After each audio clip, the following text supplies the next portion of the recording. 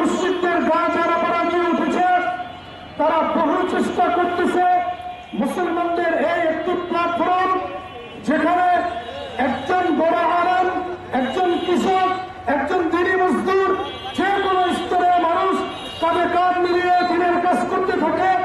সারা দুনিয়ার কাফেরদের চোখ রাঙিয়ে দিনের কাজ করতেছে।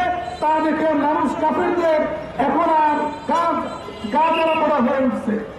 দীর্ঘদিন যাবৎ তারা এ দাওয়াত ও তাবলীগকে নস্যাৎ করার জন্য, ইসলামকে মিটানোর জন্য বিভিন্ন ধরনের পায়তারা করতেছে।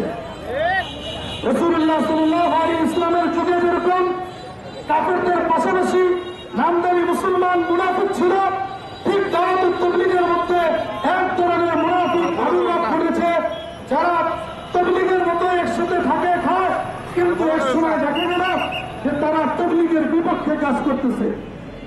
বিভিন্ন মিডিয়ার মাধ্যমে আপনারা জানতে পেরেছেন 18 ডিসেম্বর টঙ্গী ইজতেমার ময়দানে শেষ রাতের দিকে হাজার হাজার লাখো মুসলমানের উপর, যাদের কেউ তাহাজ্জুদ পড়তেছিল, কেউ জিকির আজকারে লিপ্ত ছিল, এমন মুসলমানদেরকে যারা হত্যাকাণ্ড চালিয়েছে, তাদের ব্যাপারে আপনারা জানতে পেরেছেন তারা একদিকে ইসরায়েলের দোষরও ছিল। সম্মানিত হাজিরিন, এ সমস্ত কাজ যারা করেছে তাদের বিভিন্ন পত্রিকায় বিভিন্ন মিডিয়ার মাধ্যমে আছে। আমরা সন্দেহ ভাবনাকে বন্ধু চাই, বন্ধু চাই। এখন যারা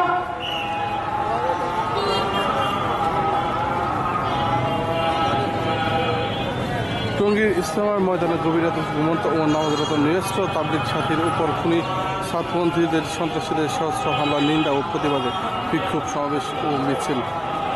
সচেতন তাওহীদ জনতার ব্যানারে আজকের এই বিক্ষোভ সমাবেশ ও মিছিল অনুষ্ঠিত হচ্ছে এবং আজ 20 ডিসেম্বর রোজ শুক্রবার বিকাল 3 ঘটিকায় তালতলা চত্বরে এই সচেতন তাওহীদ জনতার ব্যানারে বিক্ষোভ মিছিল সভা অনুষ্ঠিত হচ্ছে।